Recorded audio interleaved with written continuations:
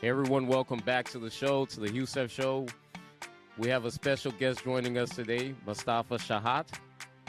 Mostafa, welcome. It's been a long time coming. Thank you for having me. Yeah, it has been a while. Yeah, and I was saying we've been playing this for about, or we should have recorded at least a year and a half ago, and here we are finally getting a recording in. Yeah, So I'm super stoked right now. yeah, we've made it. Yeah, I think we've been in chatting back and forth for 2 years now, right? Yes, Yeah, yeah. and here we are. But for those tuning in, we're going to be discussing startup and VC activity in the MENA region. Again, this is a fast growing ecosystem as well. A lot happening. As we know, the MENA region probably holds over half of the world's oil, reserves and things like that, or at least Correct. facilitating things in that sector when it comes to oil, petroleum, and all of that stuff, right? So now Yeah, we're yeah, going to find out what's really happening when it comes to the startup and the tech ecosystem and all of these good things. So I'm excited to dive into that. Again, Mustafa, welcome. Let's dive in. But yeah. before we dive into the conversation, I think it's important that our audience get a better sense of who's Mustafa, what are you working on, things Sure. along those lines, and then we can dive in. Yeah, in a nutshell, my background is entrepreneurship, and I used to work with the U.S. Embassy in Cairo, running entrepreneurship programs in Europe and Africa. And then right now, I'm working with different VCs and angel investments groups, and I'm helping businesses to fundraise. And yeah, so I play that role of being consultant slash part timer in some of these startups. They usually take focus. So Matter of fact, as you just explained that, Mustafa, first thing, that's the fastest I think I've ever heard someone introduce themselves. So thank you on that. That's awesome. What I was going to say, Mustafa, I'm already sure that we have to record a recording on what do you call it, capital raising, and yeah. you introducing Snowville, all these different things. Oh yeah, absolutely. Because I know you've been really effective, yeah, in that regard. So that's something I would love to have a conversation on. I'm put a little note on here. Yeah, sure, But sure, absolutely. again, so we're discussing, yeah. So again, we're discussing the startup and VC activity in the MENA region. With that being said, let's start with some quick definitions and things like that. For those who are first hearing this term MENA region, what is the MENA region? And then from there, also we want to dive into entrepreneur activity. Yeah, yeah, absolutely. Yeah, MENA region it stands for the Middle East and North Africa. So starts from Morocco all the way to Saudi Arabia, United Arab Emirates. We call it that region, all of it, like the Middle East and North Africa. It's a very complicated region. At the same time, it's a very exciting and very interesting. It does have a lot of resources and opportunities as well. So Okay, now let's discuss the entrepreneurs, right? What is yeah. what have you found are the motivating factors? What is motivating entrepreneurs to take a step into the tech space, into the startup world? Yeah. Yeah, so from what I've seen so far, usually when someone is starting a business, it comes down to three different elements. One is it's either like economical challenges, uh, the lack of finding proper jobs, so they kind of try to use their talents, capabilities, and skills to kind of start something on their own. Um, or like there's a trending technology, something like an AI, like everyone is going after an AI right now. So it used to be blockchain, then NFTs, then it's an AI. So everyone wants to start a sort of like a SaaS company under AI technology. Or if someone went through a real pain and then they just want to kind of start business around it. So these kind of the three different, stories I've heard in the past, and I think what is more trending in the region is I think it's going to be more of economical challenges, like Like everyone is talented, skills have skills, and then they cannot find a proper job, so they can just start business. Usually, it's more of like a consultation or advising sort of like businesses. And then the second one comes down to the trending technology. So we're not yet in the blockchain even because we don't have the infrastructure. But I think with the AI, I think it's accessible somehow. So What about what are investors looking for in founders, and also not just founders, but also in startups currently in the region? cool. Yeah, I think it comes down to two different important elements. One is commitment. So as an entrepreneur, you have to be committed to the businesses you're running, and then it has to be your only focus. If you want people to trust their money with you, so I mean, you simply just be committed and work very hard on scaling that business and take it to the next level. And then investors also are looking for scalability. Is this a business will be scalable? And what is your strategy? Do you want to scale a business to the point where you can be acquired by another big company, or can be exit, or it's an IBO? Like it has to have a strategy behind it. So that's what investors are looking for. So We're talking about scalability, and you're saying commitment. I know that in many parts of the world, Saudi Arabia comes to mind even right now. I know there's a 2 billion fund out oh yeah, initiative out over there. correct. And part of the requirements, it seems, is typically moving your startup to that country, Sure. or whatever it may be. How, when you're saying commitment, how far does that go? What are these countries looking for in order to deploy capital? Yeah, and a commitment, it means like, oh, it's like your startup is your full time. That's very much what I meant. So you work 24/7 on the startup. So you're not being distracted by anything else in between. So you started a business, you committed to do it, and then you ask people to invest and put money with you on the business. Then you have to be committed and work very hard to get it up and running. So that's what I meant with commitment. So And okay, and obviously with that means if you're committed, you'll be willing to move as well, because this is your the business is your baby, right? So correct. that would make a lot of sense. Now, speaking of that, as I just mentioned, the $2 billion fund, there's so much more going on in the region. I'm sure you're going to share some lights on different funding sources and things like that. But I wanted to know, transitioning from that a little bit, where's the funding coming from and who's getting most of it?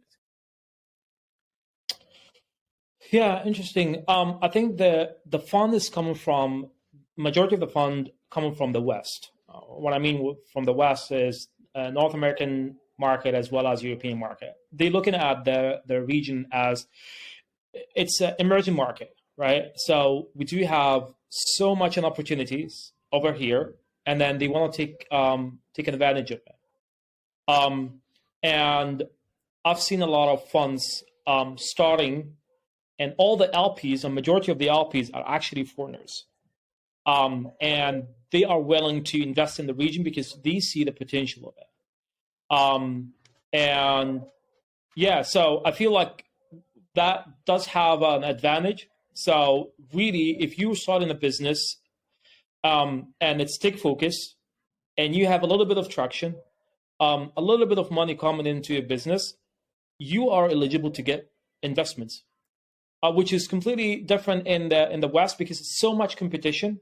The ecosystem is more mature, just have a lot of opportunities and money into that ecosystem. But here, it's like we're still kind of growing, right? So we do have so much opportunity. So I definitely encourage everyone, if you have a tech idea and you want to launch it, just go ahead and do it, and the money will follow you eventually. And the region is full of people like looking every day for businesses to invest in, literally. And then sometimes I've been asked by investors, "Hey, do you have an access to prop tech, or do you have access to a cool fintech business?" And then I kind of sometimes I find it hard to kind of find a proper one. I mean, it took me a while to be connected to a proper market or communities locally here to be able to find proper businesses. So the more businesses people can start, the more opportunities and more funding will come eventually. So, How can founders navigate the ecosystem?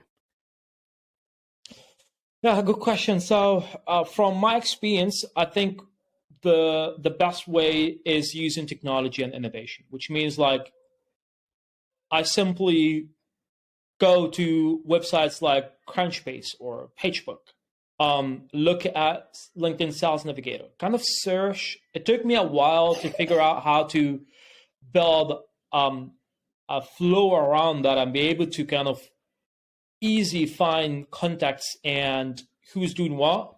But as a start, you can start with those websites.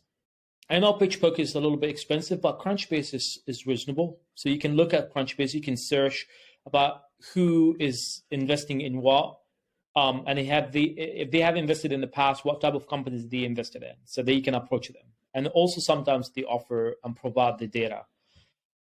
So yeah, technology and innovation. That's my approach. That's my recommendation. So. I want to know, what are the 3 tips you have for founders? You're kind of going down that path already, you know, giving us the tips on how you're finding investors on PitchBook and whatnot. But let's continue. What are your top 3 tips for founders when it comes to raising capital? Yeah. See, I did work with few startups, helping them to fundraise, and I can tell from those it was very easy for them to fundraise. It was because one, they have some numbers and traffic first. So get some users, get some traffic, and then you'll be able to grab attention easily. And then also study your market very well. I mean, investors are investing in markets, not investing in the startups anymore. So they look at the market and what trending in the market, and I think when someone talks about, like when someone talks and explains that there are startups in that market and this market is like 20 billion, 30 billions or 100 billions, that means like they're looking at the bigger pictures. So that'll also encourage investors to kind of really dig deep and have in-depth discussion with them about the potential of investing in this startup.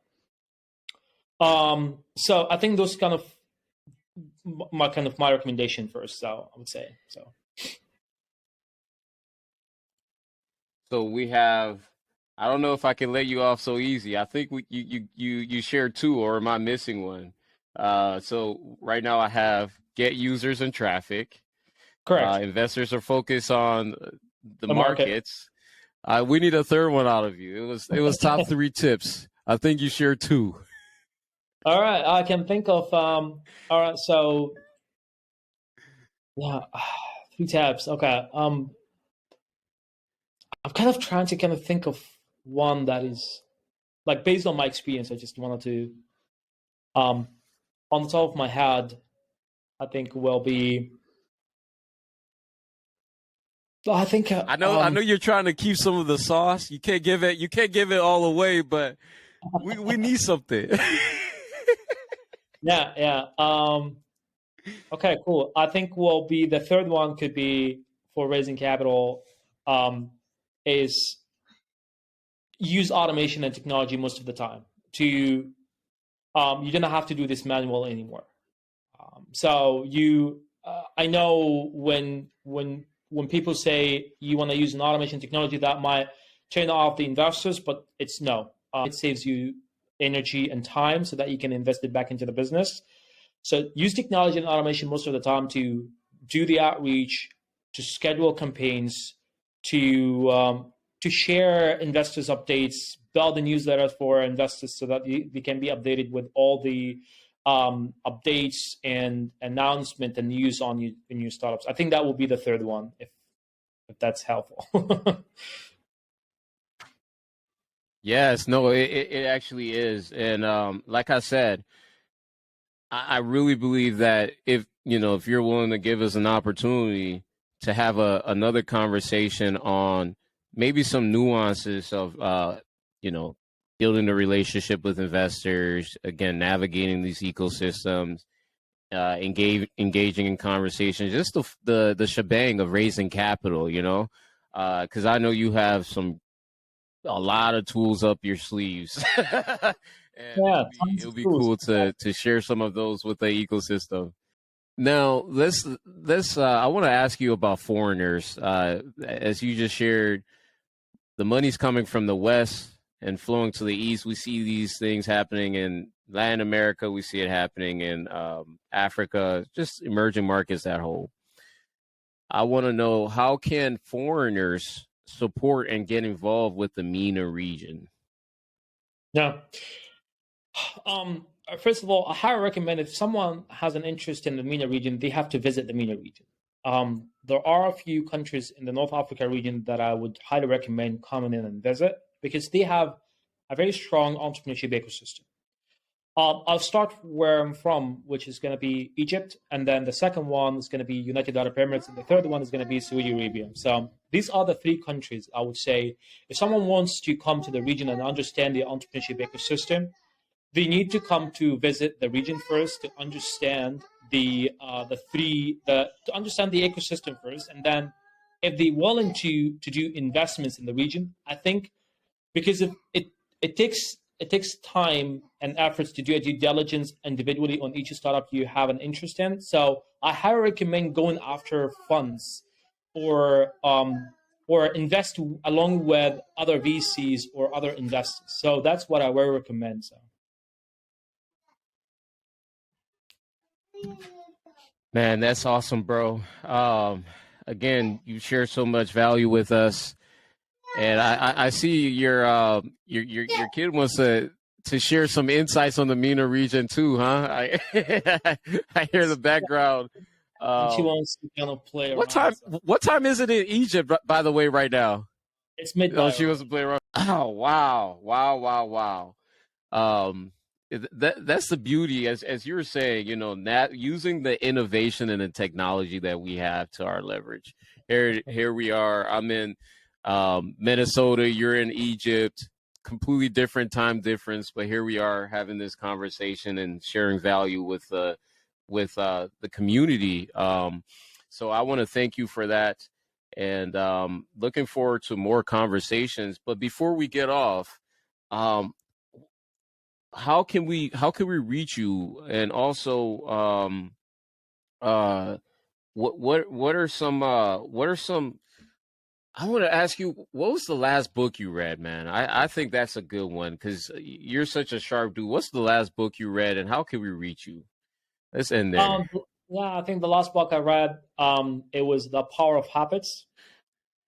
So I think that was Ooh. very helpful. And the people, I'm very active on LinkedIn, so anyone can come and message me and text me on LinkedIn. I usually respond to all. And or they can reach out to me by email. So my email is ms@mustafashahat.com. And you can just leave my email in there if you want to. So And you also have videos on your YouTube as well. Some oh tips on man, capital raising, is that correct? I do Yeah. have, yeah.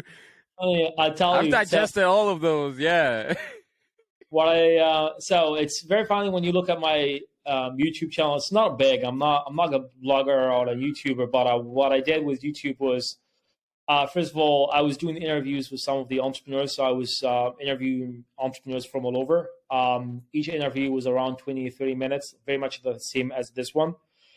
So everyone was sharing about their why they started their business, why they're doing what they're doing, and the potential of their business. And also, um, some of them shared some interesting opportunities, like you can just go ahead and check some of these videos out there.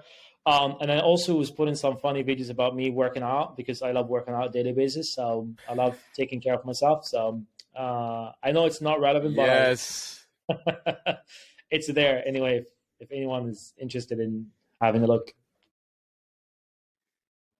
No, solid content, especially capital raising, and obviously your gains are going to motivate others to hit the gym as well. So if you're looking to get inspired to actually continue with your New Year's resolution, or you're looking to get capital raising tips, definitely you want to check out Mostafa. But Mostafa, thank you for joining us and looking forward to our next Absolutely. conversation. Thank you so much for having me. Appreciate it.